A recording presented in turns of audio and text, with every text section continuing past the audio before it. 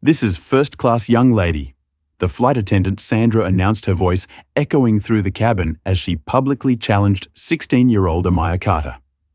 To Sandra, the quiet honor student was simply an error to be erased. But as she dismissed the girl's valid ticket and smugly banished her to the back of the plane, Sandra was making a career-ending mistake. She was completely oblivious that the teen's godmother was Naomi Brooks, the formidable director of aviation safety at the FAA. Sandra thought she was putting a misplaced child in her place. She had no idea she just gave the order to ground her own flight. The 3B first-class seat embraced the small frame of Amaya Carter, a 16-year-old black girl with a pensive gaze clutching her faded green backpack tightly to her chest. This backpack, which had accompanied her through many hot summers and cold winters, had now become her silent companion on the most important journey of her life. Outside the window, the early morning sun lit up the endless runway. Amaya gently placed her hand on her knee, softly brushing the strap of her backpack as if to calm herself. This wasn't just any flight. It was a milestone marking her maturity. Her first solo flight. No parents, no relatives by her side, just her facing the vast world out there. The first-class ticket she held was purchased with immense pride by Dr. Naomi Brooks, her godmother, the woman who had always believed in her and supported her. That ticket was not just a reward for her excellence in the summer science program, where Amaya had outperformed hundreds of students from across the state. It was a symbol of the trust that she belonged in any space she longed for, even this luxurious first-class cabin. Amaya sat up straight, her headphones resting lightly on her ears, but music still off, her favorite science book still open on her lap. Though her heart fluttered with excitement, it was filled with pride. Quiet pride, the kind of pride that came from knowing she had earned this place through her intellect, her effort, and her undeniable abilities. One by one, the other passengers boarded, and the first-class cabin filled with tailored suits and expensive collogue, but Amaya didn't mind. She gazed out into the vast blue sky, letting the light wash over her brown cheeks, reflecting a youthful maturity glowing in the silence. In that moment, she had no idea that within minutes, that silence would be shattered, and the quiet pride she carried with her would soon face a challenge far more ruthless than she could have imagined. But for now, Amaya Carter sat there alone, but not lonely, calm as a flower before the storm that had yet to arrive. As Amaya let herself bask in the warm rays of sunlight coming through the window, the sound of a high heels clicking steadily on the carpeted aisle drew her attention, and the attention of everyone in first class to one direction. Sandra Whitmore, the head flight attendant, walked forward with the confident stride honed over years of service. Her neatly pressed uniform and the gleaming name tag on her chest were symbols of authority. Her expertly applied makeup carried a faint rehearsed smile, the kind she had perfected through hundreds of flights often reserved for passengers deemed worthy. However, when Sandra's eyes swept over Amaya, the simple black schoolgirl in a faded grey hoodie, well-worn sneakers, and an old backpack resting at her feet, the smile faltered for just a moment, almost imperceptible to anyone but Amaya. In that fleeting moment, but one that was crystal clear, Sandra's eyes flashed with doubt, as if Amaya's presence in first class was somehow wrong, a stain that needed to be erased. Without attempting to hide her suspicion, Sandra strode directly to seat 3B, standing above Amaya, with an air of arrogance, with a voice louder than necessary enough for the passengers around to turn their heads. She spoke, "You're in the wrong seat." Not a question, not a polite reminder. It was a decree, cold firm, as if Amaya's presence here was a mistake that needed to be corrected immediately.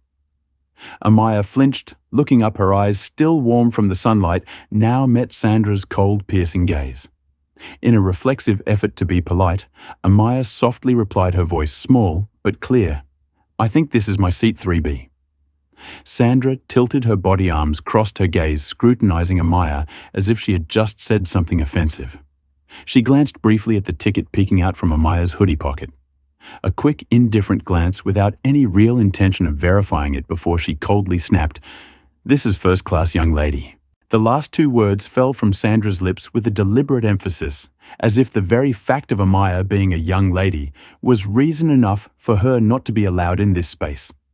Around them, a few passengers, men in tailored suits, women wearing pearls, began to glance over at Amaya, some with curious looks, others with subtle disapproval, but not a single word of defense was uttered. Sandra stood straight, her gaze looking down on Amaya, as though she were a baggage inspector inspecting an undeclared item. In that moment, she was no longer a flight attendant. She was a gatekeeper, someone who had taken it upon herself to decide who belonged and who didn't in this space. And with all her biases hidden beneath a professional facade, Sandra Whitmore came to her conclusion the moment she saw Amaya Carter. No questions asked, no need for verification. "You don't belong here." Amaya bit her lip, trying to stay calm, as a slow burn of anger rose in her chest. She gripped the strap of her backpack tightly with her small hand. In her mind, one question rose short, sharp, and aching. Is it just because of my skin color? But Amaya didn't argue. Not because she believed Sandra was right, but because she understood. In places like this, any defense would easily be twisted into causing a disturbance. What Amaya didn't know was that this quiet, steadfast silence, her refusal to react the way Sandra expected, would soon spark an earthquake that Sandra could never have imagined. Amaya tightened her grip on the strap of her backpack, her head lifting with a patience far beyond her 16 years. Under Sandra Whitmore's harsh gaze, she slowly reached into her hoodie pocket, pulling out her boarding pass, still intact in its glossy plastic sleeve. With all the politeness she had been taught from a young age, she presented it before Sandra. There was no hesitation or fear in her movement, just a simple gesture, much like the many times she had shown her pass on buses or during scholarship exams where everything needed to be transparent and fair. The small card clearly printed SAT 3B First Class, an undeniable proof. However, instead of taking the pass as any professional flight attendant would to confirm it, Sandra merely glanced at it in a fleeting second, a quick dismissive look, and then immediately stepped back half a step, narrowing her eyes, her lips pressed thin in a cold, cruel line. Then in front of the entire first-class cabin with a shrill, high-pitched voice sharp as a knife, she declared, "No way! You need to move to the back to economy class." Not a polite suggestion, not a request for further verification, but a sentence passed without trial. In that moment, the air in the cabin seemed to freeze. Whispers stopped. The sound of keyboards ceased. The unconscious motions of buckling seatbelts and flipping through magazines halted mid-air. All eyes turned to Amaya, eyes filled with various emotions. Curiosity, discomfort, mild shock, and worst of all, indifference. Amaya felt each of those gazes pierce her like cold needles. Stars from adults in well-tailored clothes, those who allowed themselves to stand on the sidelines of an injustice unfolding right before their eyes. Not a single person spoke up. Not a single person stood to ask, "What's going on?" or simply suggested a more thorough check. That silence heavier than any accusation. Amaya took a deep breath, her small hands gripping the strap of her backpack, but she didn't cry. No pleading, no panic. Inside, she was left with nothing but a bitter ache. Once again, her efforts were not enough to erase the prejudice imposed by others. Before her, Sandra Whitmore held her head high, her eyes glinting with petty triumph. She didn't bother to ask a colleague to verify the pass, didn't check the passenger list, nor did she call for the head of the crew for assistance. Sandra only needed a glance and blind belief that Amaya Carter, a black girl wearing a hoodie and old sneakers, could not possibly be a legitimate first-class passenger. And with that misguided belief, she coldly gestured, "Take her luggage. Hurry up. You're delaying our boarding process." The tone of her voice, refined over years of serving first-class passengers, now pierced through Amaya like a knife not with blood, but with a sharp sting to the very core. Amaya stood up, her hands still gripping the backpack strap, trembling, but no words of protest escaped her lips. Not because Amaya believed Sandra was right, not because she was afraid, but because she understood if she argued back, she would immediately be framed as causing trouble, dragged away under the silent complicity of the crowd, transformed into the problem rather than the victim. The shame didn't only come from Sandra Whitmore's actions. It came from the invisible but painful complicity of everyone around her, those who saw but chose to silently turn away. Amaya lowered her head and stepped out of her seat. The sound of the backpack strap scraping against the floor echoed alone in the silent first-class cabin. She walked slowly past rows of shiny seats, past expensive suits and trendy leather handbags. Faces lifted, then quickly dropped, as if simply avoiding the sight could wipe their responsibility clean. A few other gazes colder struck her like silent lashes. "Serves you right. Go to your place. This isn't where you belong." Amaya bit her lip, feeling every step weigh heavily, as if she carried the burden of a long history of prejudice, rejection, and invisible denials that she and others like her had suffered for generations. When she reached economy class, Amaya found an empty seat by the window. She slumped down her backpack, placed neatly under her feet, her hands tightly clasped together as if holding herself. Her gaze was directed out the window, but what Amaya saw wasn't the vast sky beyond. It was her own reflection in the glass. Small, silent, and once again pushed into the shadows because of a shallow prejudice. No one in economy class asked if she needed help. No one asked why the young girl sat there, her eyes still carrying the deep hurt. She sat quietly amidst murmurs, stolen glances, and hurried side-eyes like a lost shadow among strangers. In the palm of her hand, Amaya gripped her phone tightly, not crying, not angry, only a quiet resolve swelling within her. She unlocked her phone with a trembling finger, opening the messages. Her fingers typed slowly, but decisively. "She made me leave my seat, told me I don't belong there. I'm in economy class now." The message was sent in a few short seconds, and in that heavy moment of silence, Amaya Carter didn't know. With that single tap, she had triggered an underground earthquake that no one on this flight, not even Sandra Whitmore, could stop. As Amaya's small hand pressed the send button, those few short words in the message suddenly felt heavy like a sigh that had been held in for a lifetime. "They made me leave my seat. They don't believe I have a ticket." No anger, no complaints, just a raw, quiet truth wrapped in a few lines, much like the way she chose to face the world. The phone lay silently in her palm, its screen black reflecting the tense face of the young girl, lips pressed tightly, eyes distant, but her shoulders carrying an unusual strength for a 16-year-old who had just been treated as an intruder in an entire airplane cabin. No one looked at Amaya as she quietly walked past the aisle between first class and economy. No one turned to ask what had happened, or at least to ask if she was okay. The invisible door between the two cabins, once defined by the numbers on the boarding pass, now seemed like a stark boundary, a place where a mistake in the eyes of someone with power could forever negate the rightful existence of a black high school girl. Sandra Whitmore didn't look back. After handling the issue as she confidently described after each disruption, Sandra straightened up, adjusted the red scarf draped over her neck, and turned on her heel, walking toward the forward galley where flight attendants typically gather before takeoff. Her face remained indifferent, as if she had just completed an ordinary task like removing an oversized piece of luggage or asking a passenger not to put their feet on the partition. In her eyes, Amaya wasn't a person with the right to be present. She was simply an anomaly to be adjusted. In the galley, Sandra took a glass of water, sipped it, and leaned against the wall as if nothing had just happened. Outside, the cabin began to fill. The sound of passengers stowing luggage, adjusting seats, and exchanging hushed conversations gradually increasing, filling the void left by the incident. Meanwhile, Amaya withdrew into a seat near the back of economy, where the dim light from the ceiling created a soft, hazy glow.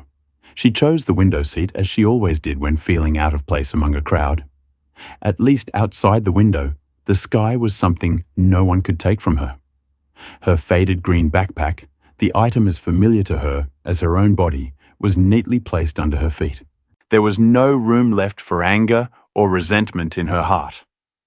Instead, there was an empty silence, a cold ache spreading from within her chest, where her belief in justice had just been pushed off the runway, just like she had been pushed off her seat. She lowered her head slightly, as if searching for any warmth left in her trembling palm. In her mind, Sandra's voice still echoed like metal striking stone. "No way! You have to move!" That voice didn't just ring in Amaya's ears. It reverberated in her heart like a warning bell about a world that wasn't ready to accept her. No matter how many achievements, how much effort, how many reasons she had to be proud. But then, when her phone screen lit up a small light like a candle flickering in the wind, Amaya saw a reply from Naomi. The two words appeared neatly simple. What happened? Though brief, those words weighed heavier than any science book she had ever loved. It wasn't just a question. It was an affirmation that somewhere someone was listening to her, believing in her, and ready to act for her. Amaya stared at the message for a long time before slowly replying. Her fingers gently typed, no longer trembling, but full of determination. The head flight attendant doesn't believe my ticket is mine. She made me leave my seat. Said I couldn't sit in first class. I showed my ticket. She didn't even look at it properly. I stayed silent, but they didn't stay silent with me. For the first time throughout the short journey from the front of the plane to the back, Amaya felt she was no longer alone. She knew Naomi Brooks, her godmother, wasn't an ordinary person. She wasn't someone who would sit quietly while justice was distorted. And she wasn't the type of person to let a black schoolgirl endure this kind of humiliation in silence. Outside the plane, the sun had climbed higher above the horizon, its light spilling through the windows, casting a bright but indifferent streak across Amaya's face. She blinked, turned, and looked straight at the glass as if she could see through it to the horizon of justice that was slowly beginning to reveal itself. Beyond the cockpit door, the communication system blinked on, and an urgent voice began to speak through the command center on the ground. From that moment on, Flight 263 would no longer be just an ordinary flight. It would become a fateful flight, where the silence of a young girl would force the entire system of power in the sky to stop, to listen, and to take responsibility. Amaya didn't know exactly what would happen next, but she knew one thing for sure. From the moment Naomi read the message, she was no longer alone on this journey. The moment Amaya's phone screen lit up, she saw Naomi's reply almost instantly. No emojis, no empty words of comfort, just two words, cold yet firm. What happened? Amaya stared at those two words, her heart pounding in her chest, as if in that very moment, hope was rushing into her. A hope not because of what Naomi might do, but simply because on the other side of this silence, there was someone who was truly listening. Someone who believed in her without asking any further questions about the context.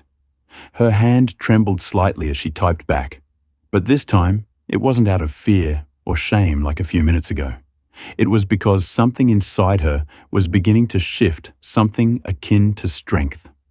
The head flight attendant doesn't believe I have a first-class ticket. She made me leave my seat. I showed her my pass, but she didn't check it. Now, I'm sitting in the back. Flight 263, seat 3B. Amaya hit send as if she was sending all the pain she had just endured through an invisible transmission. And when the screen confirmed it had been sent, she waited in silence.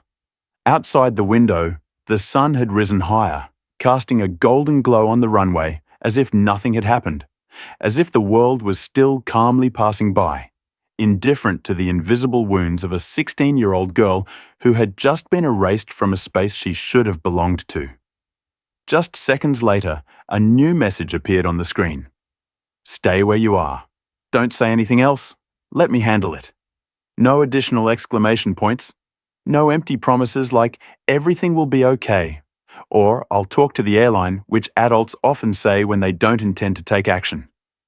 Just a short sentence, but it felt like electricity caressing through Amaya's trembling courage, making her lift her head, sit up a little straighter, and gently release her grip on the backpack strap.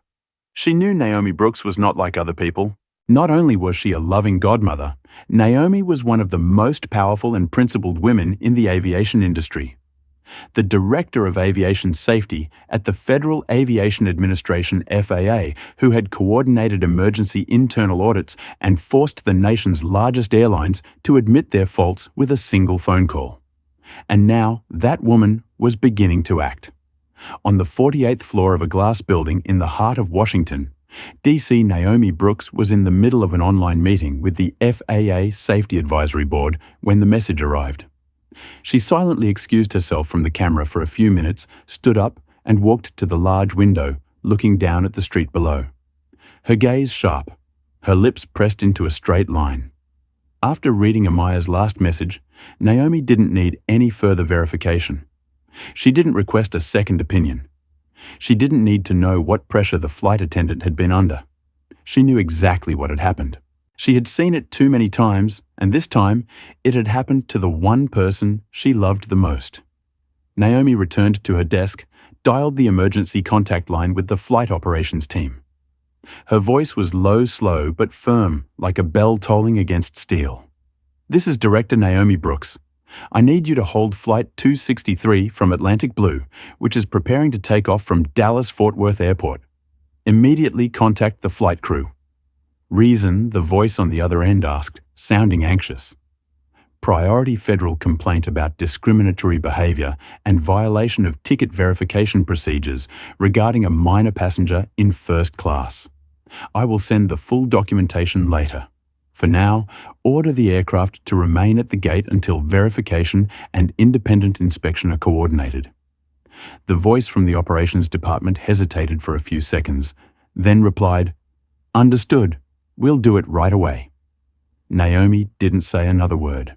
She hung up the phone, sent a priority alert to the FAA communication system with the note, "Priority hold FAA oversight requested. Passenger A. Carter, age 16, improper removal from assigned seat. Immediate compliance review initiated." In the cockpit of Flight 263, Captain Robert Hayes had just received a standard inspection signal from the coordination station when the internal communication system beeped with a flashing red message. "Urgent FAA flag hold position." He frowned, took off his headset, and turned to the first officer. "We've got an unclear situation. Hold position. Don't move to the runway." The first officer raised an eyebrow. "Technical malfunction." Robert Hayes shook his head. "No, this is coming from above. Very high." In over 20 years of flying, he had dealt with engine fires, unruly passengers, and electrical system failures.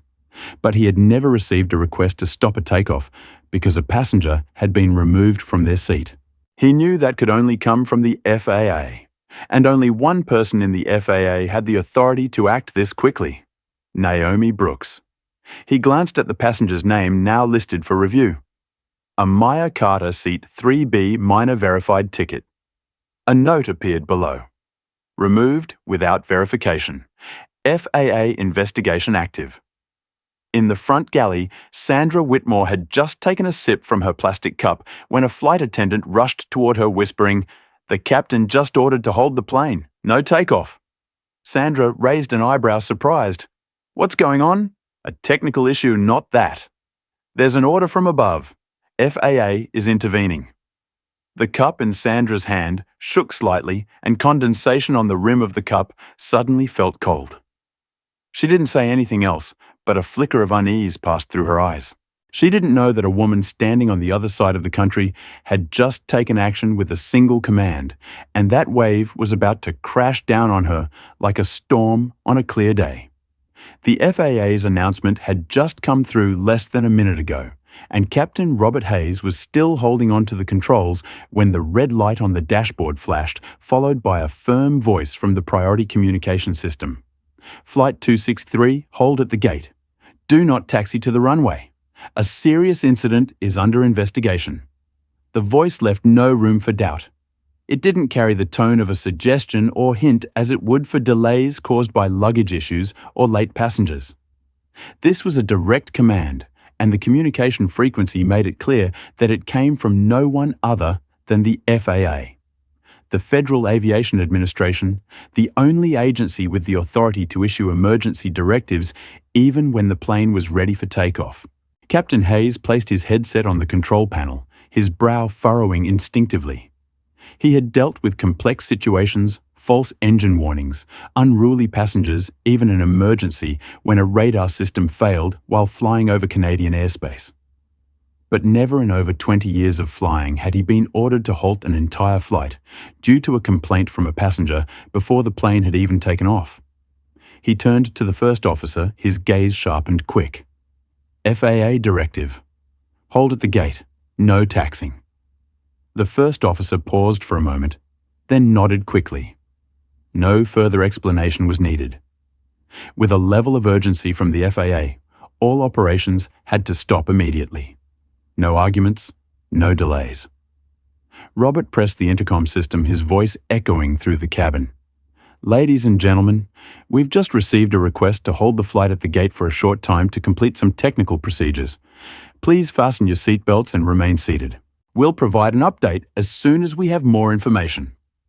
In the economy cabin, Amaya heard the announcement. She didn't turn her head, nor did she look up at anyone. But deep inside, a slight tremor touched her chest like an electric current, a mix of uncertainty and something else, perhaps hope, or maybe the impending storm. No one, not even Sandra Whitmore, could have known that a simple message of a few words would bring the entire plane to a halt. In the galley at the front of the first class, Sandra still stood poised and professional, but her eyes began to waver. If the hold was due to a mechanical malfunction, the crew would have been notified in advance and technicians would already be on the way. But this time, no one came to check the technical systems. There were no sounds of disassembly, no chatter from the maintenance crew, only an eerie silence, a very dangerous silence. Sandra set her cup down, adjusted her belt, and walked out of the galley with her usual confident stride. But behind the uniform, her lips felt dry, and in her chest, a sharp, nagging discomfort reminded her of her recent actions she had always believed were by the book. But now, perhaps they were no longer by the book. At Atlantic Blues Operations Center, the FAA priority alert blinked on the screen. The message that appeared was a cold, jarring slap to the face. FAA priority alert. In-flight compliance violation. Flight 263. Passenger removal incident. The Operations Center immediately relayed the information to the Director of Flight Operations. Every link in the chain began to activate. The legal department was flagged for immediate involvement. There was an unwritten rule that every airline knew well. If the FAA intervenes from the ground, this was no longer just a customer complaint. It was an investigation, and everything had to be prepared as if facing a political storm. In the passenger cabin, the silence after the announcement was gradually replaced by subtle exchanges of glances, quiet whispers like threads weaving through the air. A man sitting in seat 2, sees salt and pepper hair. Grey suit, gold watch, turned to the woman beside him and whispered, "Seems like the plane's having trouble, huh?" The woman tilted her head slightly, her voice small but sharp. "Not technical. It's a passenger." She then glanced toward the economy cabin where Amaya sat quietly by the window. "It's that girl." The man furrowed his brow. The black girl. Why dash the woman didn't finish her sentence, but her gaze carried a weight of implication, as if she had just realized she had witnessed something that shouldn't have been ignored from the start. At the back of the plane, Amaya remained seated, her hands gently resting on her lap, her phone lying on the folding tray in front of her. The screen was off, but the light outside reflected her face. No longer the naive expression of a 16-year-old on her first solo flight, but the gaze of someone watching for something larger than herself. In her heart, there was no fear left. Instead, there was a strange feeling like standing in the middle of a storm, but knowing that this time she wasn't alone. In the galley, Sandra Whitmore walked down the aisles, checking seat belts, but the polite smile that was usually present on her face had completely disappeared. The nods, the polite gestures now carried an evident awkwardness, as if she were trying to piece together a mask that had cracked. When she passed seat 3B, the seat she had just forcibly taken from a girl a few minutes ago, believing a girl like her couldn't sit here, Sandra paused. The seat was neatly vacant, no one had replaced it, and the headrest was still carefully folded back as it had been. A voice echoed in her mind. She showed the ticket. "I didn't check it." Behind Sandra's seemingly unshakable arrogance, a flicker of doubt was slowly eating away at her belief in what she had just done. In the FAA Operations Center, Naomi Brooks had just received confirmation. The plane has been held at the gate. The oversight team is connecting with the flight crew. The situation has been flagged as Priority Level 1. Naomi didn't speak. She nodded slightly, then opened the flight tracking screen, her eyes scanning the icon for Flight 263. A bright dot stationary amidst a network of hundreds of flights moving like streaks of lightning. A stationary dot for a girl who had been pushed out of her seat, and for a woman who did not remain silent. The storm hadn't arrived yet, but everyone on Flight 263, even those who caused it and those who remained silent, began to feel. The sky was about to shake. The first-class cabin was still bathed in soft golden light. The hum of the air conditioning steady, accompanied by the gentle clink of cups and plates on the service trays. The elegant passengers, after the initial hesitation, had begun to return to their phones and magazines as if the flight was simply delayed due to some minor technical glitch. Meanwhile, Sandra Whitmore, while the atmosphere was beginning to crack beneath the surface, allowed herself to lean back against the galley wall, a glass of water in hand, and an expression of calm indifference. She stood there, one hand holding the cup, the other smoothing her uniform skirt, her gaze flicking over the first-class cabin with her usual watchful eye. Her demeanor was no different from that of thousands of flights before. Still the sharp-polished Sandra, always knowing how to maintain control over everything in the cabin as if it were her own private world, where she had the right to judge and make final decisions. She still believed everything had been handled properly, that the student in the hoodie, who didn't belong in first class, had been placed back in her rightful place without any major consequence. For Sandra, it was a professional win, a necessary action to uphold the unspoken standard she had maintained for the last 15 years in the sky. But not everyone in the crew shared her perspective. Eric Dawson, the young flight attendant who had been in the job for just 3 years, entered the galley from the left aisle, still holding the cloth he used to wipe down trays. He hesitated, stopping for a moment before speaking. Though he didn't want to disrupt the atmosphere, his hesitation inadvertently created a noticeable pause in the already taut space. About the girl earlier, Eric spoke, his voice gentle but firm. "I saw her ticket. It was for seat 3B.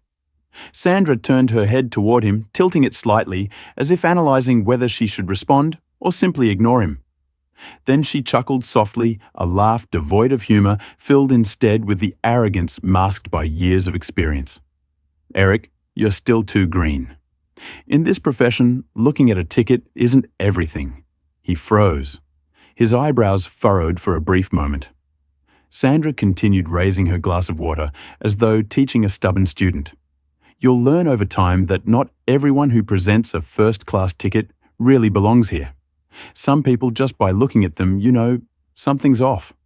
The statement didn't require further elaboration. It was enough to reveal the true nature of the distorted belief system Sandra held to run her cabin. That the standard wasn't just on the boarding pass, but in how passengers looked, what they wore, what color their skin was, how they spoke, and most importantly, whether they made her feel like they belonged. Eric didn't speak for a few seconds. He wasn't someone who easily confronted others, but his gaze on Sandra was different now. Not just the confusion of a young employee, but the look of someone who had witnessed a line being crossed, one for which there was no justification. He nodded slowly, then quietly responded, almost just for the two of them to hear. "I think that girl didn't do anything wrong." Sandra placed her glass down on the tray, sighing tiredly, as if the girl, and now Eric, were forcing her to explain the obvious. "You don't understand, Eric. On a plane, we have to maintain order. There's so much to control. If we let people sit in the wrong places, don't control things from the start." "What will happen? A girl like that? Who is she? Whose child is she? What if it's a mistake? Are you going to take responsibility when someone complains?" But the moment that question was asked, Sandra herself felt a hollow silence open up within her, a void she had never noticed before, or had intentionally ignored, because she hadn't asked anyone. She hadn't verified with any passengers. She hadn't checked the passenger list. She hadn't called the head of the crew. She hadn't followed any standard procedure to handle the situation. She had simply given an order just because it felt wrong. and now the plane was being held at the gate. No technical issue, no engine failure, no bad weather, but because of a decision made from prejudice based on a superficial glance, but one full of authority. Eric still didn't say anything. He simply took a step back, nodded slightly, and turned away, leaving Sandra alone in the galley where the sound of the engines outside was drowned out by a far more suffocating silence. She placed her hand on the cold metal edge of the galley counter, staring into the empty space, as if hoping to find a loophole to justify what she had just done. But for the first time in 15 years in the sky, Sandra Whitmore was no longer certain that experience was enough to protect her from the storm approaching from the horizon, one she hadn't seen on the radar. Because this time, she wasn't just facing a girl. She was facing a system that was waking up. Sandra Whitmore was still standing in the front galley, her palm lightly resting on the cold metal edge, her gaze distant, as if searching for some vague reassurance among the scattered sounds in the first-class cabin. But that moment didn't last long. The cockpit door opened from the front. The dim light from the control panel illuminated a straight line across the cockpit, and Captain Robert Hayes, the calm man who rarely stepped out of the cockpit unless absolutely necessary, tilted his head out, his voice low. Not angry, but with no room for compromise. "Miss Whitmore, come in here for a moment." No further explanation, no usual collaborative tone between crew members. Just a short order enough to make every alarm in Sandra's body go off like a siren. She swallowed hard, straightened up, adjusted her skirt, and walked toward the cockpit with the demeanor she had carefully honed in front of the mirror, always the picture of someone in control. But with each step closer to the cockpit, Sandra's heartbeat shifted, and a quiet, unfamiliar feeling began to creep in, one she hadn't felt in a long time. Anxiety. The door closed behind her. The air in the cockpit was cooler, but also heavier. Captain Hayes wasn't sitting down. He stood next to the first officer's seat, his hand resting on the armrest, his cold eyes not looking directly at Sandra, but toward the hanging headset. Without saying anything further, he slightly tilted his head to the right, signaling for her to put on the headset. Sandra looked at him briefly, as if waiting for some kind of introduction. What's this about?" But when she received nothing more than a stiff nod, she slowly put on the headset, still maintaining a slight smile on her lips, as if this were just another routine technical exchange. But as soon as the headset settled against her ear, the voice on the other end froze that smile like wax meeting ice. "This is James Sandler, Senior Manager at the FAA, speaking on behalf of Director Naomi Brooks." Just hearing that name, Sandra felt her chest tighten. Naomi Brooks, a name anyone who had worked in aviation for any length of time knew, not for shocking statements or power displays, but for something much stronger: reputation and unwavering principles. If her name came up in an investigation, that case would never be closed with a simple apology. It would leave real consequences. Consequences that ran deep into the roots of the system. The voice continued without giving Sandra a moment to collect her thoughts. "We've just received an urgent complaint from Director Brooks regarding a minor passenger being forcibly removed from a first-class seat, despite having a valid boarding pass with no violation of any kind." His voice wasn't loud or harsh, but every word rang in Sandra's ear like a hammer on a glass table, sharp and cold enough to make her palms sweat.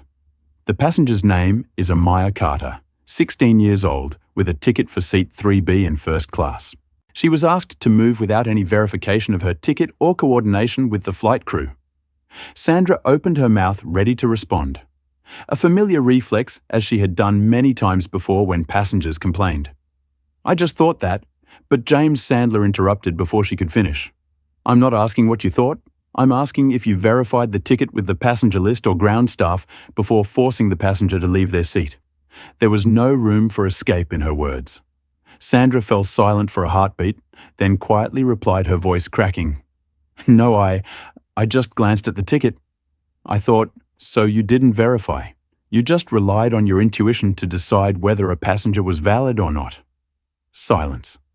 A silence that lasted like the stillness of a clock second-hand stopped.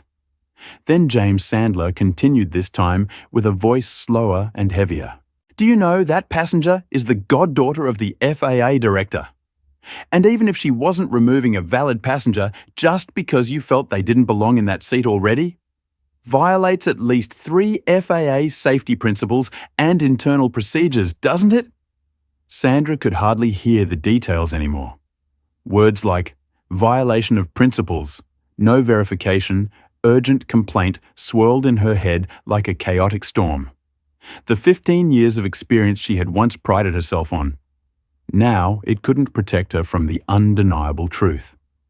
She had made a decision not based on procedure, but on bias. Now listen carefully. James's voice dropped like the wind before a storm. You will return to economy class. Invite passenger Amaya Carter to return to her assigned first-class seat, and you will do this politely, publicly, and with a clear apology. Sandra opened her mouth ready to ask, "Could I just speak to the girl privately?" But the answer was already waiting for her. No, your actions took place in front of the passengers. Your apology must be the same. And then Sandra asked softly, her voice thick with emotion, as if sensing the inevitable storm that awaited her behind the door of the airplane. Then James paused for a moment, letting the words sink in. Then a federal inspector will be waiting for you on the ground to begin the official investigation, and we expect your full cooperation. The headset went silent. The static disappeared, but the emptiness left behind felt like an invisible roar. Sandra slowly removed the headset with trembling hands. She had never felt the cockpit where she had entered hundreds of times feel so small and suffocating. With each step as she opened the door and walked back into the cabin, she no longer walked as someone controlling the space. She walked as someone passing through a silent court of public opinion. Each gaze a judge waiting for her answer. The cockpit door closed behind Sandra Whitmore as she stepped out, the heels of her shoes gently sinking into the thick carpet of the first-class cabin. But with each step toward the economy cabin, the confidence she had always carried seemed to slide off her spine, leaving behind a cold emptiness she had never known before. The red silk scarf around her neck was still tied in the airline standard style. Her uniform dress still crisp. Her hair not out of place from the combing, but all the external perfection, now couldn't shield the growing unease that was starting to show in the corners of her eyes, in the way her hands unconsciously clenched together. The looks began to follow her, no longer those of admiration for a seasoned flight attendant, but of scrutiny, confusion, and quiet realization. Some passengers looked up from their seats. Others lowered their heads and whispered, but not a single greeting, not a familiar nod. The atmosphere had changed so drastically, it felt unsettling. A silence that even she could not deny had a reason. As she reached the economy cabin, Sandra saw the girl sitting by the window in the last row of the front section, her back straight, her hand still resting on her faded green backpack, her eyes fixed outside as though nothing could disturb the stillness she was holding on to. Sandra slowed down. With each step toward the girl, she felt herself sinking deeper into a pool of awareness, a place where the usual justifications no longer surfaced to save her from drowning. And when she stood before the girl for the first time in her career as a head flight attendant, Sandra wasn't sure where to begin. A few seconds of silence passed. Then, with everything she had left in her professional reserve, Sandra forced a smile. A thin, crooked smile like a crack in glass when the light shines too close, and spoke. "There's been a misunderstanding. You, Carter, please return to seat 3. Her voice was no longer high and firm. Instead, it was strained, as though each word was being pulled out of her throat by an unavoidable force. Amaya didn't turn to face her immediately. She tilted her head, slowly meeting Sandra's gaze, but her eyes were no longer surprised, no longer angry. Instead, they held a quiet, sharp light, one that spoke of a person who understood the situation too well, and now only wanted to hear the truth. She tilted her head slightly and asked in a voice so calm it was like a silent cut. "Why was I the only one asked for a ticket? Why didn't you ask the white man sitting next to me? Why that question wasn't an accusation? It was a head-on strike carrying the weight of the entire truth." Sandra froze. Her tongue felt dry. Her throat was tight, caught between an empty excuse and an undeniable truth. A few nearby passengers began to subtly turn their heads. Their gazes were full of suspicion. The people who had been silent moments ago were now as if called upon by that very question. No one spoke, but the entire cabin was holding its breath. Sandra licked her lips, glancing around instinctively, looking for an escape, an ally, a supportive glance like she had always received before, but there was nothing. Only a dense silence swirling around her, like a wall, slowly closing in. I didn't mean to at the time, it was just a reflex. You know, sometimes people make mistakes. Her voice grew weaker as she spoke the last word, as if she herself realized how meaningless that sentence was. Because Sandra knew full well that wasn't a mistake. It was prejudice, a deliberate selection masked under the name of professional intuition. Amaya nodded lightly without saying a word. Then she turned her gaze back to the empty space above. The first-class section that had been taken away from her less than an hour ago. The atmosphere had changed. People were watching. People were witnessing. She stood up, picked up her backpack, and said nothing. As she passed Sandra, she paused for a moment. Without turning around, without looking at her, her voice came out soft, yet chilling. If I hadn't sent that message, this would never have happened. I would have just been a kid sitting in the wrong seat. No one would have known. No one would have cared. Sandra felt as if her last protective layer had been stripped away. The words weren't bitter. They weren't hostile. But they were a sentence, an absolute exposure of what she had just done, and of herself. Amaya moved forward, walking steadily, though her shoulders still seemed small beneath the worn hoodie. Her steps were no longer heavy, as they had been when she was forced out of her seat.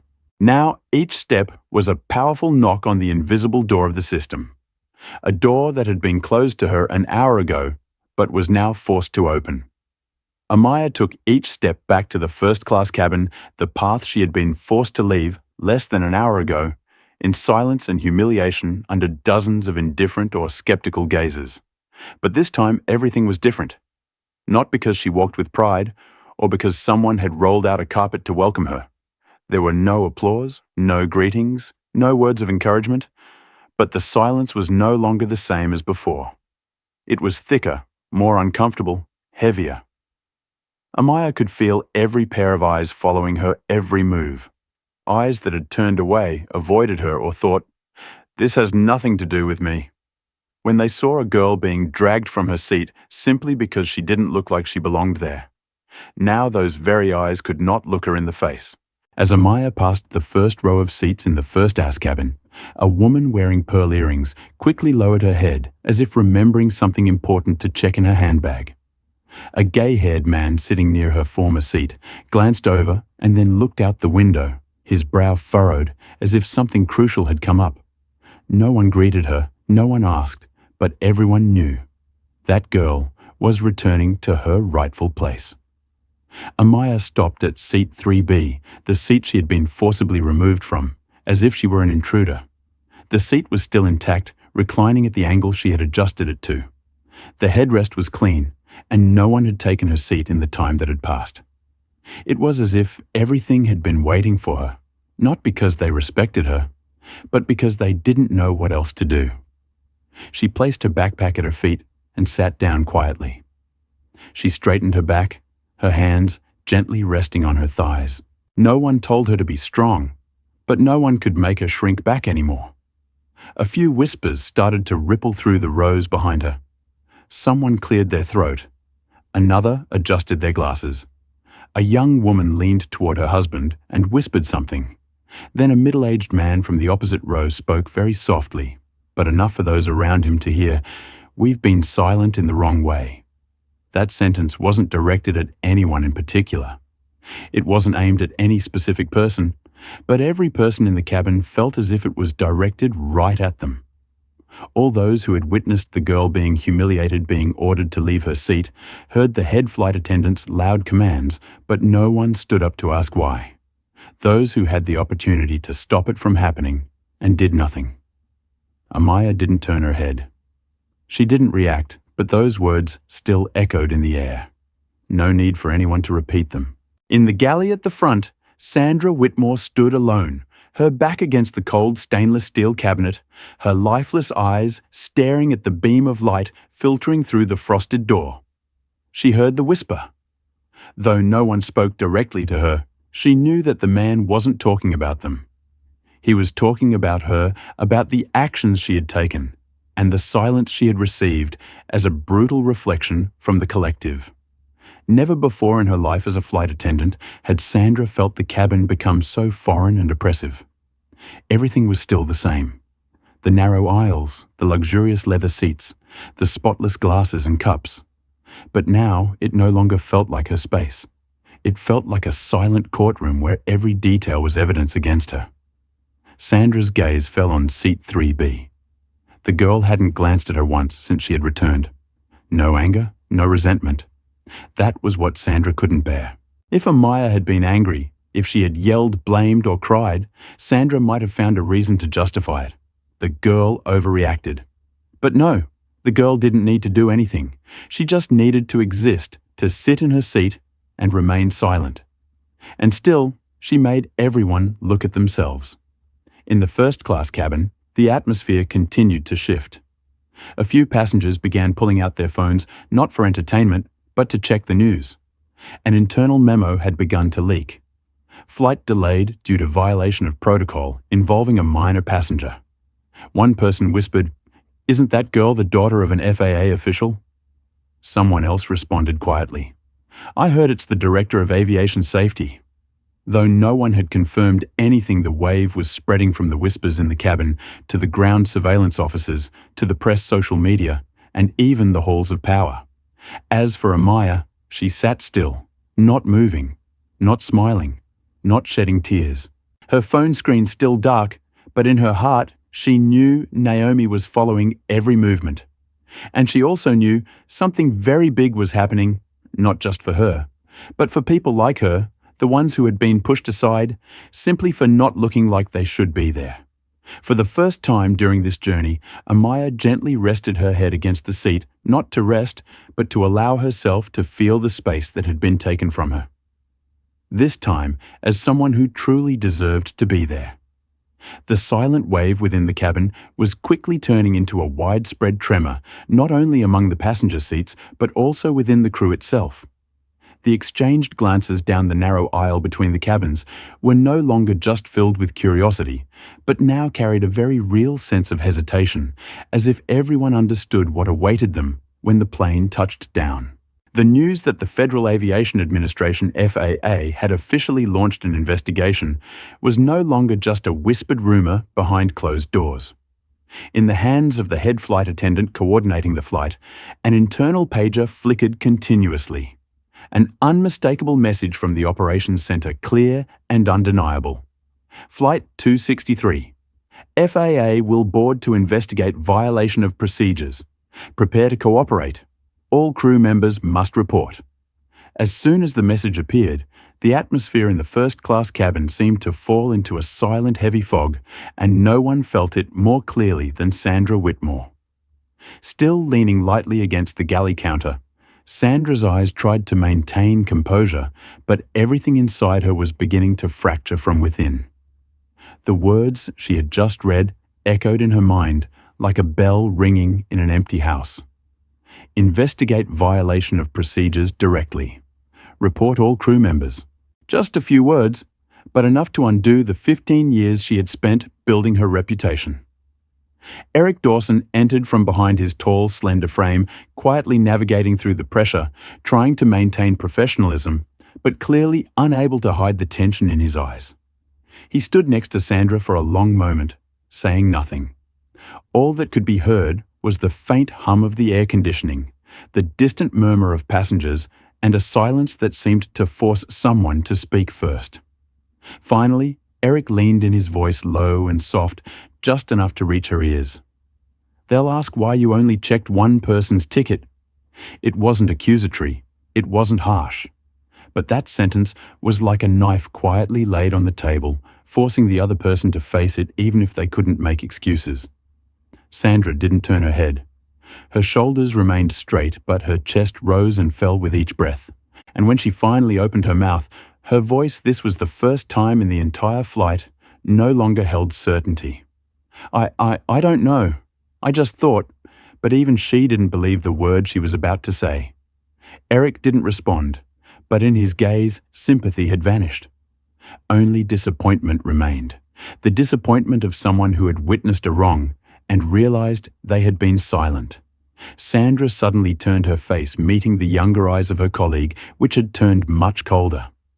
She saw clearly not only was her career unraveling, but so was the image of herself she had always trusted. She had never imagined that a normal decision like hundreds of others she had made on flights before could become the end of her career. But this time, she knew. It wasn't the decision that was at fault. It was in the way she had viewed others and accepted it as the norm. Just then, the plane gave a slight tremor. It wasn't from the engine starting, but from the cabin door being reopened, something that never happened on a flight after the boarding process was completed. From the front of the cabin, two figures appeared. A woman in the dark FAA uniform with the name Plate Officer Rhodes pinned to her chest, walking beside a man in a grey suit, a federal badge gleaming on his jacket pocket. Neither of them spoke. They simply walked straight in their presence, commanding as if silence itself were the strongest declaration of power. The entire first-class cabin fell silent. A passenger dropped a magazine. A woman quickly switched her phone to silent mode. No one asked who they were. Everyone already knew. This was no longer an internal airline matter. An event had been officially recorded. An action had been elevated to a formal file, and someone would have to answer. The cabin door clicked open with a sharp cold sound echoing through the airplane like a wordless command that made all movements come to an abrupt halt. Two Federal Aviation Administration FAA officers appeared at the entrance. One woman in a dark uniform with silver-embroidered shoulder patches. The name Plate Officer Rhodes pinned to her left chest, walking with a steady stride. Alongside her was a tall man in a grey suit, his face expressionless, a gleaming federal badge on his jacket pocket under the cabin lights. They didn't speak. They didn't smile. They didn't greet anyone.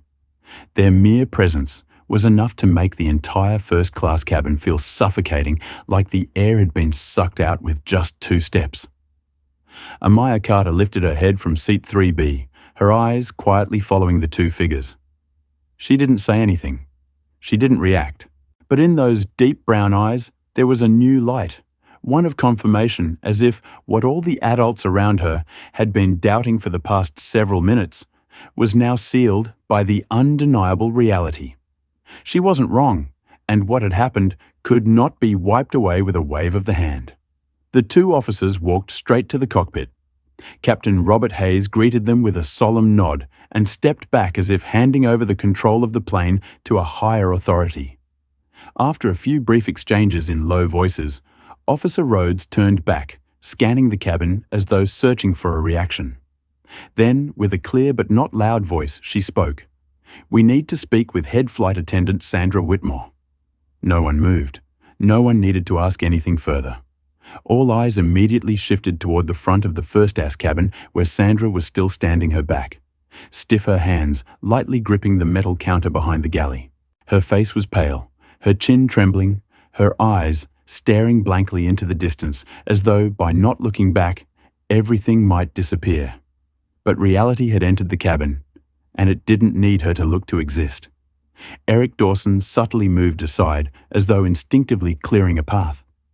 Sandra left her spot with legs that felt heavy as if weighed down by stone.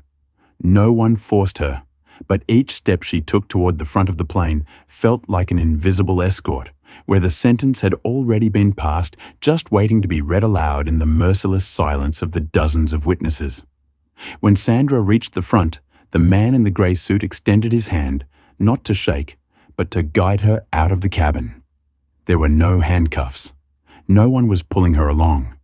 But no one could mistake this for a voluntary action. This was an escort. Not criminal, but strictly according to FAA procedure for individuals under investigation for serious passenger rule violations. And what made it suffocating was that it all unfolded in complete silence. No one spoke, no one shouted, no one applauded, only the eyes, only the suffocating silence. And only one person Sandra couldn't escape. As she walked past seat 3B where Amaya was sitting, their eyes met for a fleeting moment. Amaya didn't show any emotion. She didn't bow her head. She didn't look away. She just looked. A calm gaze, but as deep as the ocean one that didn't need words, but still made Sandra feel as if she had stepped out of the world she had once controlled. Sandra turned her face away. She couldn't bear that gaze. The airplane door opened completely. Outside, a black SUV with specialized tinted windows was parked beside the stairway. The emergency lights were flashing silently with no siren, but its presence was enough to tell anyone within a $100 mem. This was not a small matter. Sandra's heavy steps descended the stairs. From the first-class cabin, the passengers could see an FAA representative waiting at the bottom of the stairs with a thick file and a face devoid of expression. Though there were no handcuffs or arrest warrants, everyone in the cabin understood. This was the moment she would have to answer with her entire career. Inside the airplane, the silence lingered a few more heartbeats after Sandra disappeared from sight.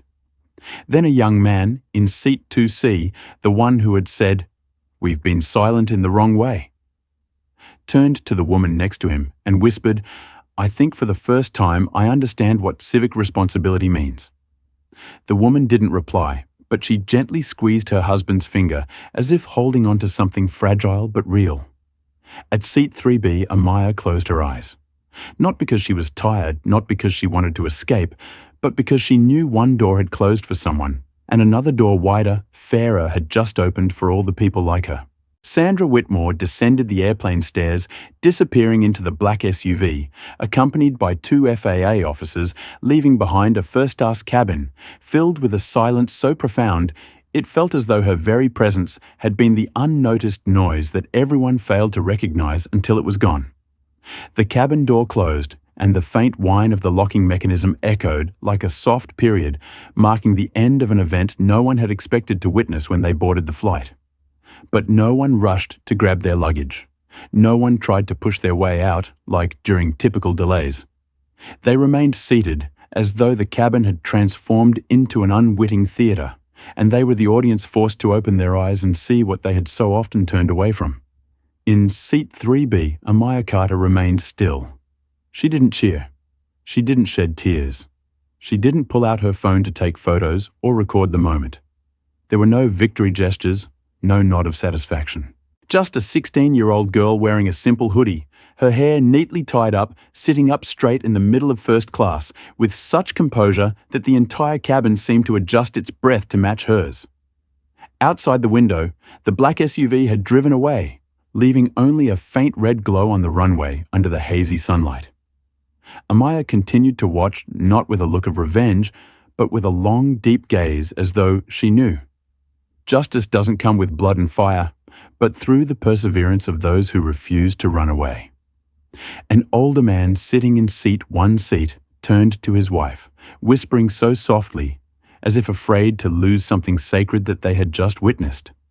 That girl made an entire flight stop just by her patience.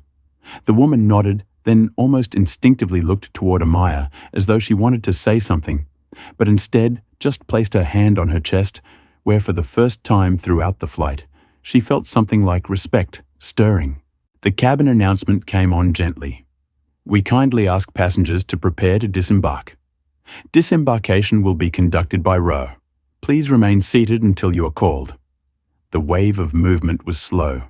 Passengers began to stand, each looking at one another, as if asking with their eyes rather than words. "Should we say something to the girl?" But then everyone stopped. No one dared to speak because Amaya's quiet presence now was greater than any words of consolation or praise. They silently walked past her. A few glanced over, giving a small nod, not as an apology, but as an acknowledgement. "We saw, and this time, we won't forget." Amaya remained seated until the plane was nearly empty. Only a few flight attendants remained, and one FAA officer stood at the front of the cabin with a thick file and a gaze of anticipation, along with one person watching her with a quiet, unwavering presence. Eric Dawson. He didn't need to say anything, but in his eyes, Amaya saw it clearly. He understood, and from now on, he would never stay silent again. The final announcement came. This time, just for her. Last passenger, Amaya Carter, please disembark. FAA staff will escort. She stood up. Her movements were neither hurried nor slow. Her backpack lifted calmly, the strap resting over her shoulder, like it had at the start. But this time, her small shoulders didn't hunch in shame. They stood straight as if they were carrying a truth that had been proven. Amaya walked toward the front of the plane, each step firm, like placing her feet back on solid ground after a storm. She didn't raise her head like a victor, but she didn't bow her head like someone defeated either. She simply walked like someone who knew by walking straight ahead, everything after this would have to change. When she stepped out of the cabin door, the sunlight hit her eyes. Not blinding, but strangely warm. At the end of the jet bridge waiting for her was not a camera, not a crowd of reporters, but a single person. One woman in a navy blue coat, her hair neatly pinned up, standing silently with her hand over her heart. Naomi Brooks. Amaya walked toward her, not in a hurry. And when she stopped in front of Naomi, there was no need to ask, no need for a greeting. Naomi looked at her eyes steady and warm, then spoke. "Are you okay, sweetheart?" Amaya nodded, her voice calm. "I don't need them to shout that I was right. I just need them to stop and think." Naomi smiled faintly, saying nothing more. She placed her hand on Amaya's shoulder, and together they turned and walked into the airport hallway. No medals, no speeches, just quiet footsteps and the truth. As soon as Amaya and Naomi disappeared down the airport hallway, the brilliant sunlight from outside couldn't chase away the shockwave that was deepening within the heart of the United States aviation industry. At the headquarters of Atlantic Blue Airlines, in a large glass meeting room overlooking the runway, an emergency meeting was convened less than 3 hours after Flight 263 had been grounded. No longer were there whispers. No longer were there email responses or Zoom meetings behind closed doors. This time, the entire senior executive team, from the CEO, legal director, HR, to the head of flight safety, had to face what they had avoided for years: systemic responsibility.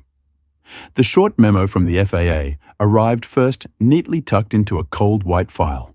On the title in bold red letters were the words, "Passenger Service Violation Report, Severity Level High." Beneath it was the brief but shocking preliminary conclusion. Passenger was discriminated against based on appearance. No ticket verification from the system or coordination with flight crew. The head flight attendant made a personal decision beyond professional authority. And the final line underlined immediate action required across the system. CEO Martin Raines, a man known for his toughness and reluctance to admit mistakes, sat upright. His hands clasped together, his eyes fixed on the event summary projected onto the LCD screen in the middle of the table. Under the harsh white light from the ceiling, the wrinkles on his forehead were evident not from age, but because for the first time in his career, he realized this incident couldn't be controlled with a press release. "How much time do we have?" he asked, his voice rough from being on the phone all morning. The legal director quickly replied, "None left. The press is already spreading the news. The FAA is requesting updates every 48 hours. If we don't act now, we won't just lose public trust, we'll lose our operating license." A heavy silence fell over the room, thick enough that you could hear the soft click of a pen shaking in someone's hand. The head of HR, a sharp woman with a commanding voice, spoke more slowly this time. "The FAA has requested 3 mandatory actions starting next week. 1, all flight crew, regardless of rank, must undergo monthly bias training rather than yearly as before. 2, the check-in system and flight attendants must implement a 2-step seat verification process. Boarding passes must be scanned through the system and verified manually with the ground crew before passengers are asked to move. 3, we must establish a policy to protect whistleblowers from discrimination, whether they are passengers or internal staff." She paused for a moment, then added in a deeper voice, "And finally, the FAA has officially confirmed head flight attendant Sandra Whitmore will be terminated immediately. No reconsideration." A few heads lowered. One person quietly tore off a note, crumpled it in their hand. Sandra, once considered the disciplined core of the senior flight attendants praised for her exceptional in-flight crisis management skills, was now a living example of what happens when confidence surpasses humanity. A media advisor in the room, his voice urgent, spoke up. "What are we going to do about public opinion?" There's a video circulating online of passengers filming when the FAA boarded the plane. There's footage of the girl's face. The online community is calling her the girl who grounded the flight. Martin Rains sat motionless for a few seconds, then nodded slowly. "We can't fight this wave. Then we'll have to go with it." Just a few hours later, a series of official statements were issued, not just with the cold, detached language they usually used, but with a purposefully changed tone. "We acknowledge that Flight 263 reflected a significant flaw in our procedures and human awareness. Passenger Maya Carter was treated unfairly, and this will never happen again." Across all branches of the airline, the internal messaging system sent out 3 new directives. Amphibious training will be held monthly with checks in place. No absence is allowed. All flight attendants must follow the 2-step seat verification process, both electronically and manually, with ground staff. Any employee found discriminating or ignoring discrimination by others will face immediate disciplinary action with no exceptions. In a smaller meeting room at the FAA, Naomi Brooks, not in her authoritative jacket but quietly sitting with a laptop in front of her, looked at the draft of the new policy and amendment titled Regulation Protecting Minor Passengers from Discrimination, the Amaya Carter Clause. A small note at the bottom of the page read, "We are not rewriting procedures just to polish our records. We are rewriting them so that no 16-year-old girl will ever again have to cry in silence."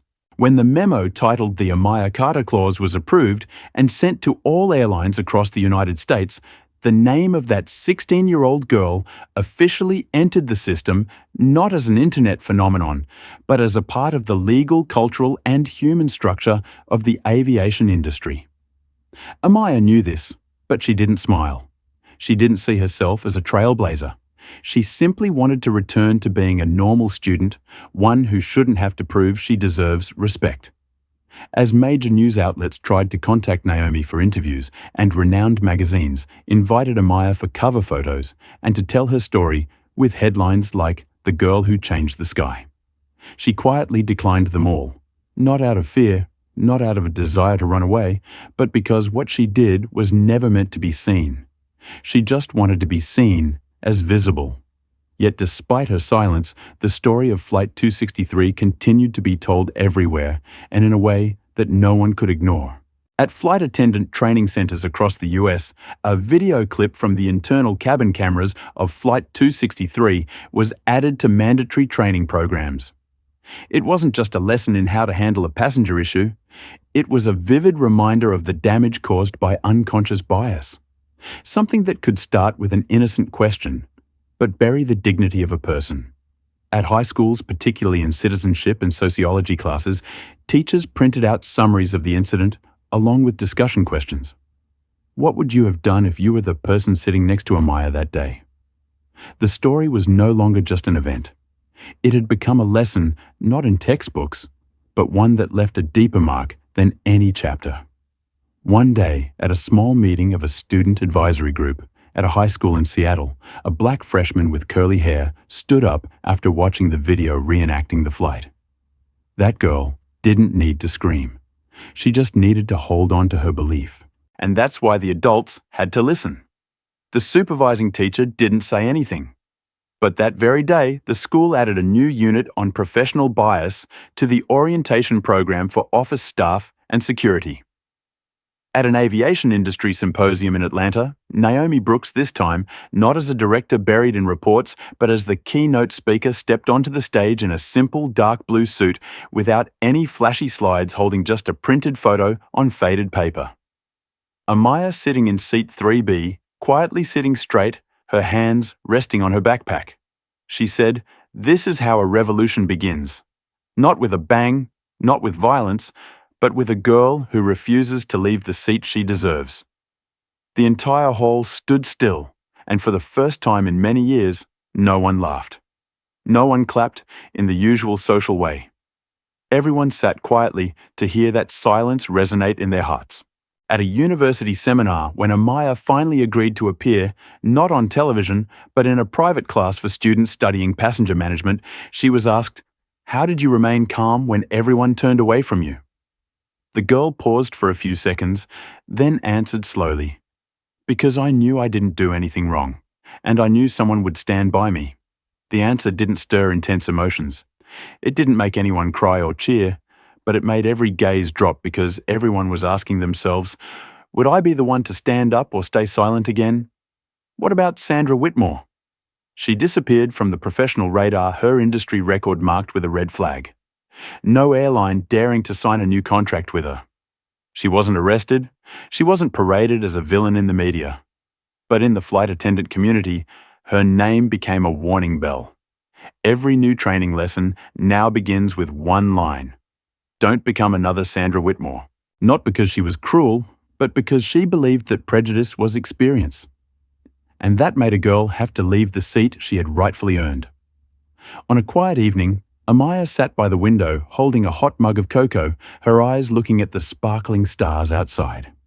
Naomi was typing on her laptop at a nearby table, the light from the screen casting on her calm cheek. They didn't speak, only listening to the soft wind passing through the glass window and the steady tapping of keys. After a while, Naomi looked up and softly asked, "If you could do it again, would you do it differently?" Amaya smiled, turned her head, and replied with a voice as light as a breath, but as solid as stone. "I would still sit in seat 3B. And this time, no one would be able to make her stand up." Amaya Carter's story didn't need anger or noise.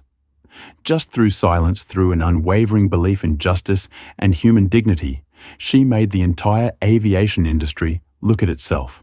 Not everyone can stop a flight, but would you dare speak up if you saw injustice right before your eyes?